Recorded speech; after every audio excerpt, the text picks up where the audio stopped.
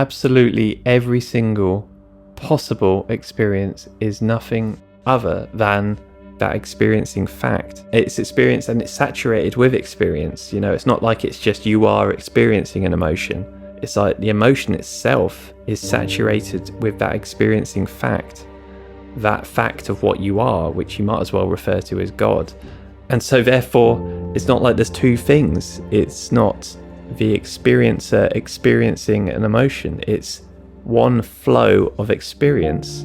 It's sort of more like a musical piece or work of art of some kind that just kind of happens to be taking that pattern at that point, as opposed to someone witnessing that piece, someone witnessing that work of art, someone witnessing that pattern. It's God viewing itself as this flow that can't be described in any way whatsoever. It's just a shining forth of God, divine radiance, divine light, Shakti, whatever name you want to give it. If you just stay with that immediate fact of this miraculous event that is awareness, it will astound you if you spend enough time with that. What you actually are is totally untouchable, totally safe, totally home at all times, even when you're feeling homesick.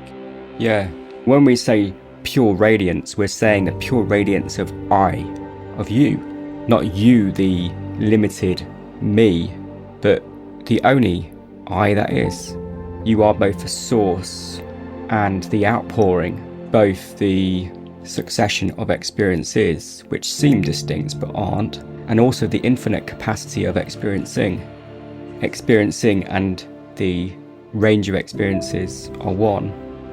Thoughts are put on top of this raw experiencing, and then as a consequence, that raw experiencing seems to be split into these countless pieces. And then we also have an experience that I'm separate, that the I that I am is separate. But that sense of separation is only another experience. You, the seamless experiencer, the infinite, eternal experiencer, can't ever be divided. And you simply appear. You appear as all of what you're experiencing now. You are that source that is shining and the outpouring that you experience. You're listening to the Nonduality podcast. This is Nic Higham from nisargayoga.com, and here with me is Paul Dobson.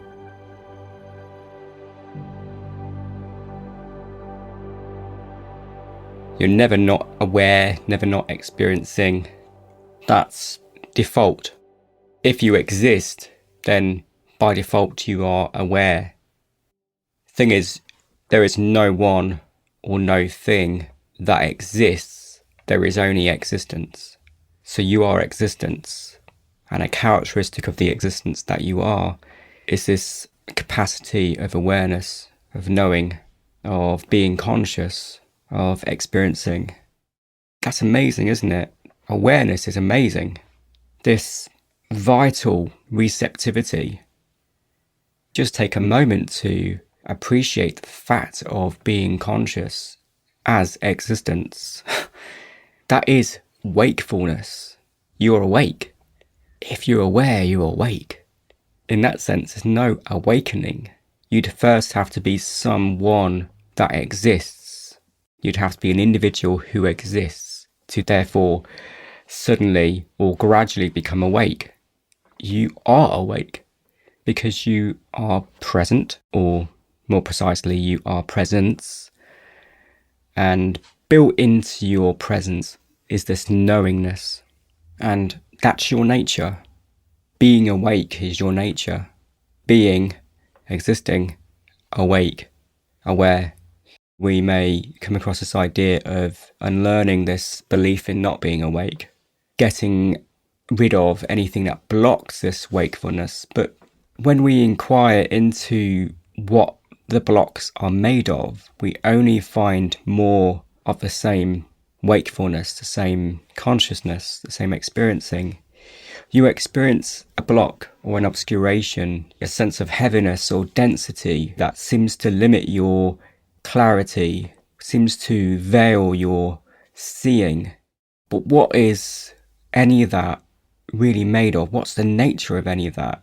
Because that's what it comes down to. You're awake, you are wakefulness, you are aware, you are awareness, and anything that seems to veil or limit that, the invitation is to delve into it. What is it really that makes you feel like a limited individual who is on a journey towards wholeness, a journey towards completion? One day you will wake up and everything will feel okay, or whatever it is. So isn't it better just to tune into what is present before going on that journey that may never lead to anything fruitful? Look here, look into this moment. I is wakefulness, and whatever is attached to that I through fixation, because the I is just awareness, and mysteriously that awareness seems to be able to attend to any given experience, any given time, and therefore identify with that. So inquire into what it's made of, and you will find that it's only an experience, and that experience can't be made of anything other than the fact of experiencing.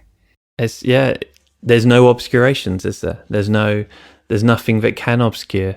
There's only ever one experiencing, there's only ever one awareness, there's only ever one, whatever name you want to give it.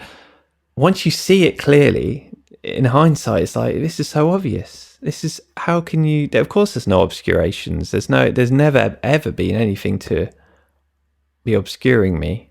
It's all perfect. It's all what it is. It's all experience. It's all God. It's just what this is. And on the other hand, if you can't see it, and if you're struggling against that and you feel like you're bashing your head against the wall with that, it's a very different perspective, isn't it? Like, if you feel like there really are obscurations and you feel like you really are struggling to get somewhere called awake, life eventually will reveal that to you. It's kind of a case of not, if you can't see that straight away, not beating yourself up about it. It's all taken care of, so to speak. It's all unfolding perfectly. Yeah. So if you can't see it, notice that you are seeing. You are seeing. Okay, you can't reconcile with this idea that you're already awake, with this truth that you're already awake. That doesn't seem to match your present experience. You are experiencing something, aren't you? You're experiencing not feeling awake, not being there yet. Now, with respect, throw away all of those thoughts, those concepts, just for a moment. You can get them back if you choose to later. But come to the experiencing fact, the fact of being aware. You're aware of something, you're aware of some notion, some belief, some sense. That fact is the place of richness and insight and wisdom. That awareness that you already have, or more precisely that you already are, is exactly what's being pointed to.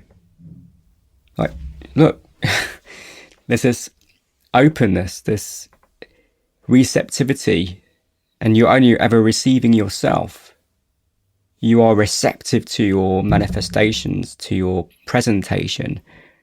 Regardless of what you're aware of, you are aware. A true non-dual teaching is only pointing to the fact of experience, the fact of being aware. It's the ordinary awareness. Yeah, that ordinary awareness seems to be attributed to the body-mind. The body-mind seems to generate this awareness, this consciousness. But that is a belief only. You don't experience that. Awareness does not come with any narrative. Consciousness, the sense of being, the sense of existing, does not come with any narrative, no conclusion, no story. The felt sense of I am doesn't come with any qualification, any conditioning. It's just this knowingness. Likewise, you are aware, and that awareness does not come with anything in it. It's not by default aware of something. It's not characterized or conditioned in any way either. So as you said, it's the fact of experiencing. That's your doorway. Go into that. Meditate on that. Inquire into that. Become acquainted with the fact of awareness. And the thing is, you already are. You already are well aware of your awareness. And that's amazing, isn't it? Isn't it a miracle that you're aware? and that you somehow know that you're aware. You might not know where that awareness comes from, what it is, but you are aware. And also the fact that anything you're aware of is more awareness. That might sound a bit obscure and abstract, but the invitation is to see if it checks out in your experience. Awareness is the fact. Experiencing is the fact. It's there. And even the thoughts, etc., are, of course, made of whatever that is. I mean, we call it awareness, we call it experience. We might as well call it Shiva Shakti. We might as well call it God. We might as well call it pure sentience. It's the aliveness that this is. But that's the fact. You are. So that's the starting point. Now, for some unknown reason, and there's lots of theories I can go into as to why this is the case, but we have these mind things that come along the line of this aliveness downstream, still made of the aliveness, but seem to want to fork the aliveness off into lots of ideas about itself. And this openness becomes split into these parts. And it never really becomes split. It just creates this prismic splitting effect. And then these little splits, these ideas of what you are, these beliefs, these fears, especially fears. God, it loves fear. These little whatever we want to call them, the workings of the mind, these prismic distortions, loves fear, and it will utilize fear to really create what seems like a reality, what seems like something that can be believed in, something that really will be invested in as true. And the funny thing is, none of it's ever true. It's never true, and that's kind of a joke, really. Really seeing that there are no obscurations. That is, of course, all made of awareness. Awareness is the fact. Experience is the fact. God is the fact. These ideas, these prismic ideas, these distortions, are the only seeming phenomena that will ever confuse that fact.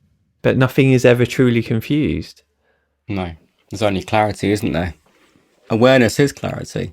Yeah, it's nothing can ever be confused. It is absolutely always light outpouring, radiance outpouring, God outpouring, expression of that.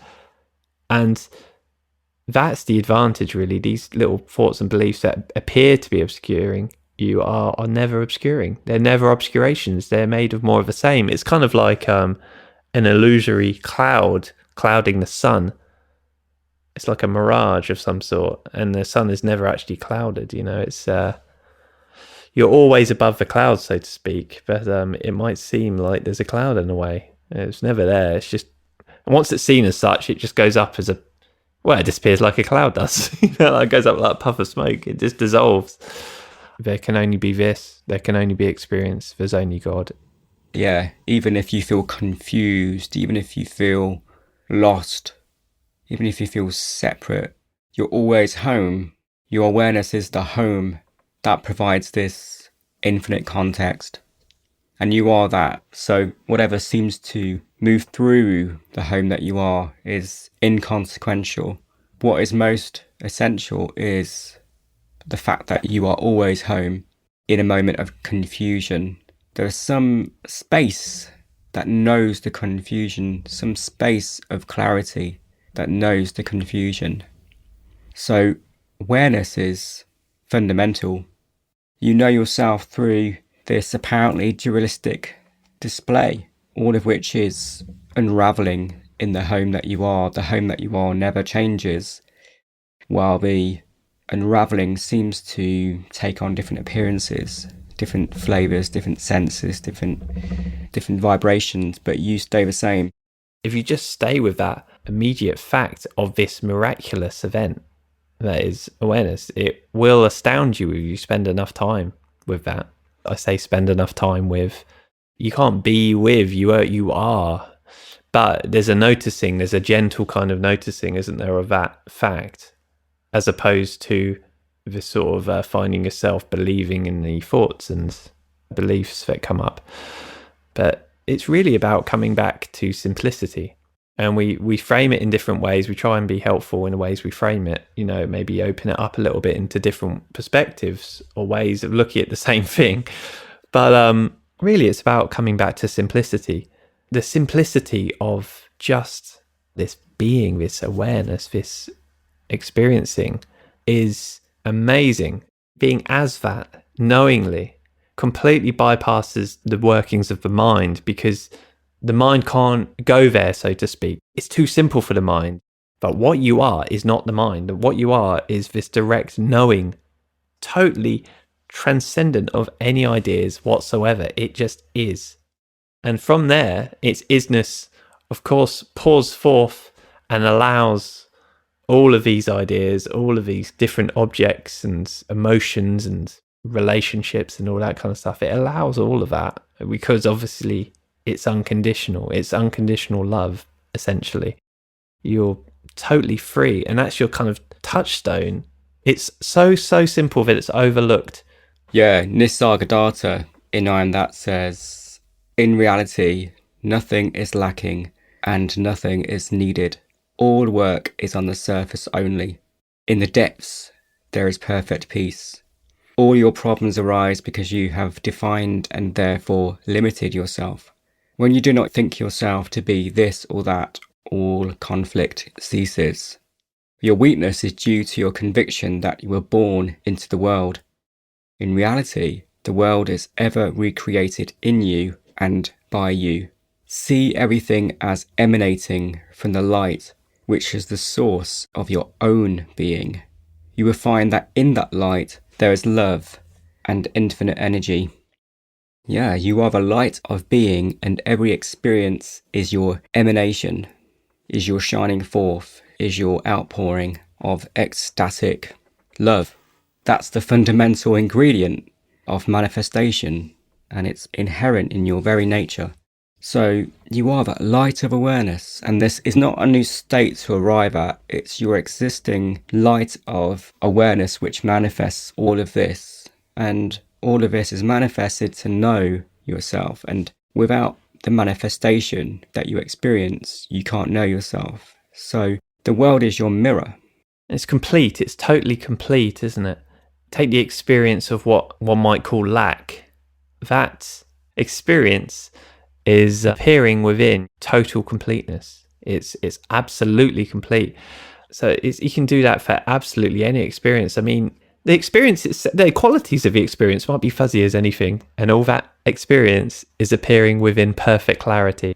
That experience is appearing in perfect clarity. It can't not. Otherwise, how is it being experienced at all?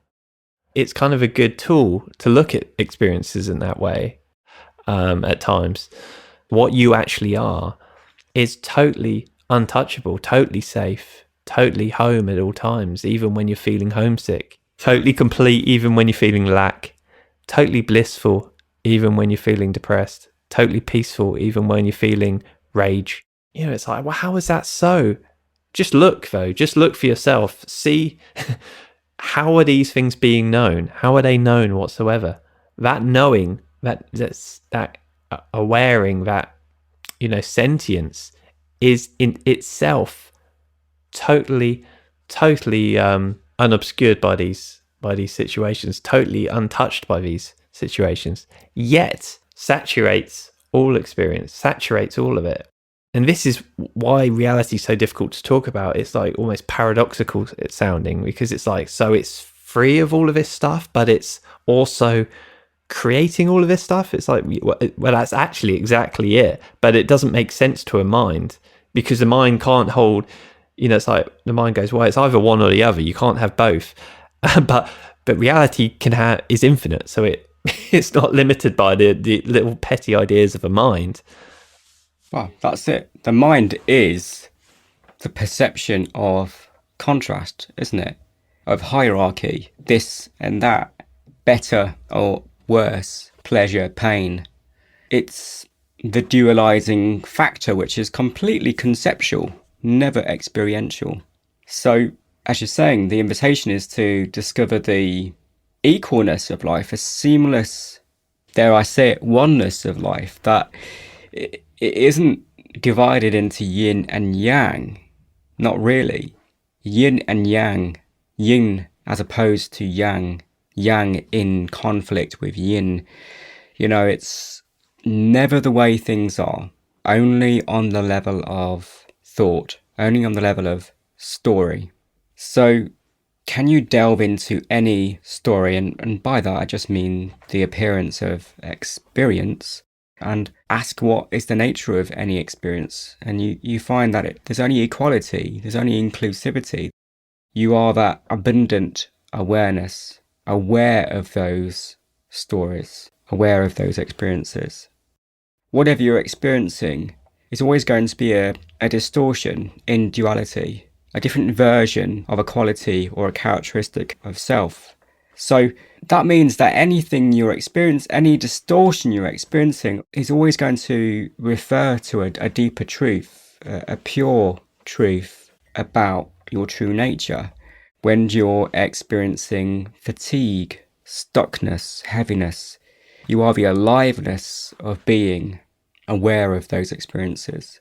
When you are reaching out for a sense of acceptance, trying to avoid a sense of rejection, you are the belongingness of being. When you are in bondage and you're seeking liberation, you are the very freedom of life itself. So we've got a kind of series of signposts pointing to a fact of what we are. Don't get fixated on the signpost and lose sight of what it's pointing to. Just leave the sense of confusion where it is, the feeling of confusion where it is. Leave it wherever it is. You don't need to do anything with it. You don't need to problem solve. You can problem meet as the quality of awareness. Even in the grips of shame, if you zoom out from that feeling of shame, just remember that you are the purity of awareness. There's some capacity that is so pure, so open and spacious and unadulterated, that can even hold shame without becoming shame. And that's amazing. Even while experiencing a feeling of guilt, there's some innocent space of presence that itself is not guilty, that is aware of the feeling of guilt. And you'll find that the innocence that you are is far greater than the little speck of guilt. You will find that the purity of presence that you are is far greater than the infinite experience, the transient experience of shame or whatever it is.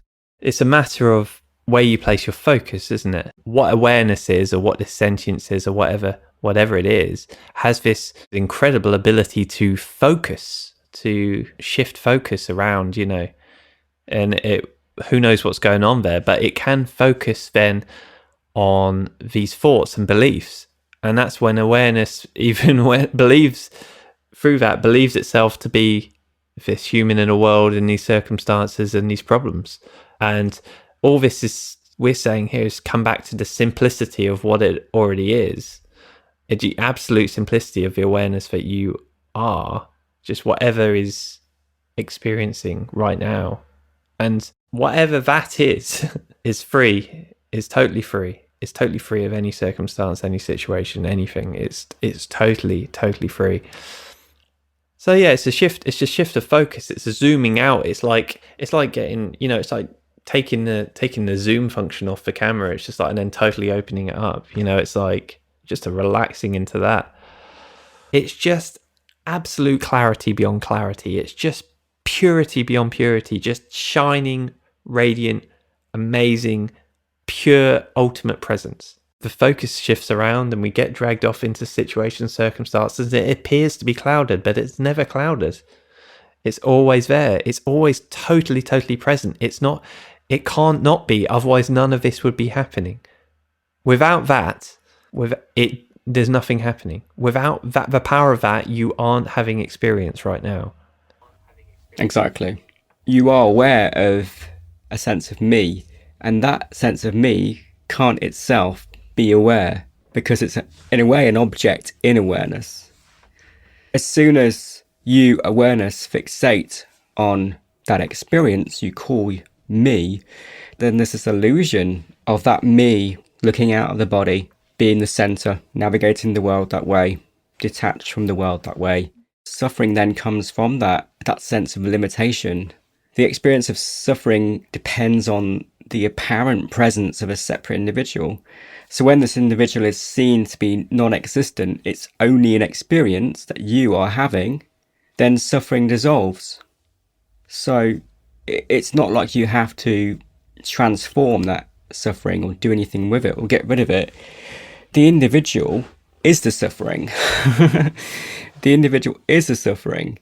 It's not like you are suffering or that you own experiences of suffering. The separate sense is the suffering only. Suffering, seeking, and the sense of me are all one experience.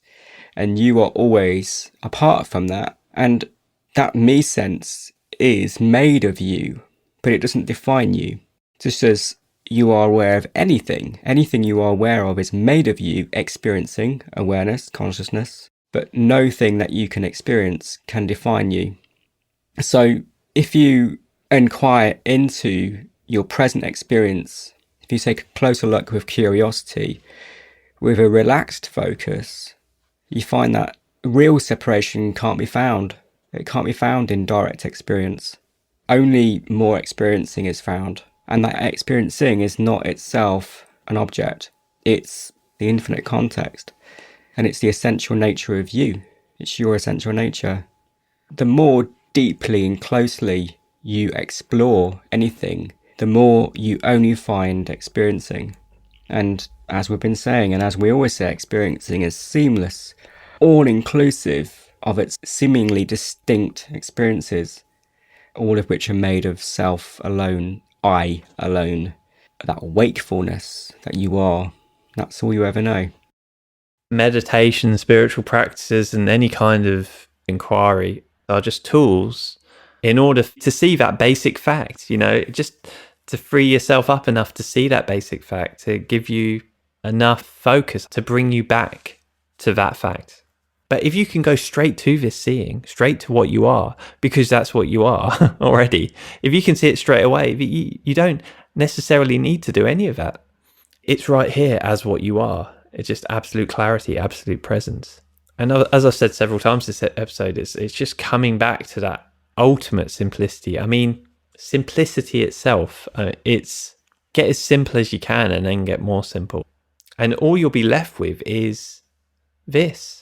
Get to know that, spend time in it, and that becomes the gravitational pull in itself, as opposed to the gravitational pull pulling you off into thoughts and feelings and situations. Obviously, there's only that. There's only the presence. There's only what you are. That is the case no matter what. That's the fact. But getting to know it and living from it as a knowing, as a noticing, changes your experiential quality of your life. And every time you just spend any amount of time in that simplicity, it kind of builds up a momentum, like a habitual momentum, and your focus will go less and less out to these situational appearances, these thoughts, these fears, and will go more habitually to that you already are, the ocean, as opposed to the streams. There's obviously the argument that you don't need to do that. You don't need to do anything because everything's exactly how it should be and is perfect anyway. But if you feel inexplicably drawn to it, then go to it, be it, and live from there. And then you're no longer pretending that you're smaller than you are. These small ideas, these limited ideas, you're not limiting yourself anymore. You are being what you are knowingly. Exactly. And you're celebrating what you are through this rich display of duality, none of which is really dualistic, but it's representative of you, I, awareness, consciousness, self, and aligning experientially with the fact that you are already awake and aware doesn't necessarily change anything. If anything, it decontracts or purifies the distortions of the characteristics of true nature. So you do experience peace and joy and contentment and flow and ease. They seem to be deep characteristics of this awareness that you already are. And when you align with this simple fact of being aware, those qualities come to the forefront of attention in a way, and any sense of limitation dissolves into the background. So it does affect your experiential quality of life. It's not like anything is really changed or transformed. You're just aligning with truth, really, just recognizing the truth of this wakefulness. So then living becomes a celebration, this adventure of being aware, exploring the miraculous nature of reality. There are many things you can do to try to get there. There's nothing you need to do to get there. But one of the simplest ways to discover what we're talking about is through noticing the flow of experience as it is.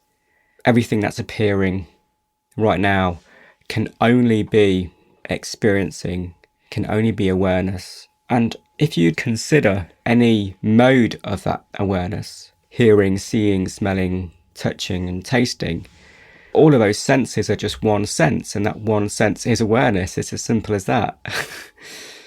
And it's funny how the senses are believed to be openings to this physical external world. They're not. The senses are not openings. The senses represent the world. They represent the world. So we have no evidence for an external world beyond those representations created by sensing. I mean, if that doesn't blow your mind, then I don't know what will. If that doesn't confirm what we're talking about, what does? We have no evidence for the world beyond our experiencing. So actually nothing is represented because there's nothing to represent. There's only the manifesting of recognition of true self. I mean, the fact we call them senses to start with, I mean, that's an arbitrary label we've put on awareness, on experiencing. It's a quality of experiencing that we call sense. And then we further go into that and go, I'm sensing a something. I'm sensing a table. I'm sensing my body. I'm sensing the world. And that's just, I mean, you're into fantasy world. You're into dream world. Like, it's totally an assumption. But obviously you're excused for that because everyone agrees on these assumptions. So therefore it's normalized. It's totally taken for granted. And secondly, if you're not paying attention and inquiring into it or really looking closely, it does seem that way. It seems that way. It seems that way in dreams as well. It seems that way. The seem is the important word because it never is that way. This is groundless. This is infinity. Infinity appearing as manifestation and then believing in its own manifestation, maybe for the fun of play, maybe for exploration, who knows? I mean, I can't possibly say, but the fact is this is none other than infinity. It's just and just manifesting itself as itself while making it look and believe itself to be other. But if you look really closely at your experience, I mean, it's groundless. I'm sitting on a sofa. I'm talking to my friend. Both are made up. I mean, I have to first put in that there's a body here, that I am a body somehow, and a body is sitting on another object called a sofa. But all I know is light, color, sound, sensation, which are then arbitrary labels that I've put onto experience. And it's like you follow the thread back and suddenly you realize you're groundless, you're not sitting on anything. What is talking? Who is listening? I mean, it's too much for a mind to take though. So we often overlook this. It's like, what? No, infinity. I mean, infinity's terrifying for a mind. Infinity is just, it's not how the mind works. It works in time and space and objects and things, and it knows where it is. But if you look at the actual situation and don't allow the mind to just convince you otherwise, it's an astounding situation. It's a miraculous situation. It's literally infinity being itself. What is occurring, we can't say. And that's the bottom line with any of these conversations and with any true spiritual teaching. What is happening right now cannot be said. What is happening right now can only be lived, can only be what you are, can only be experienced. And that's it. That's the bottom line. But there can be no duality between experiencing and the forms in that experiencing, the forms that unravel in your experiencing. The forms are only experiences made of experiencing. There's no way for there to be a true subject and object, self and other, because objectivity is only subjectivity. And really subjectivity is impersonal because it's universal. So you can't really call it subjectivity at that point. There is no subject because there is no object. A subject implies an object, and an object implies a subject. Without the belief in objectivity, you're no longer convinced by these temporary appearances of separation. Infinity has got eternity to come up with the best possible way of knowing itself, or best possible way of spending this timeless, infinite, and in its infinite intelligence, it's devised the best possible game. That's my kind of theory, and I'm not sticking to it as a strong belief of any kind, but just one that I enjoy playing with as sort of a loose idea of what could be going on here. But ultimately, it's ineffable, it's indescribable, and a mind really wants to kind of put it into words somehow, to kind of give it a bottom line. But the fact is, what this is open-ended. It's infinite. It's everything and nothing.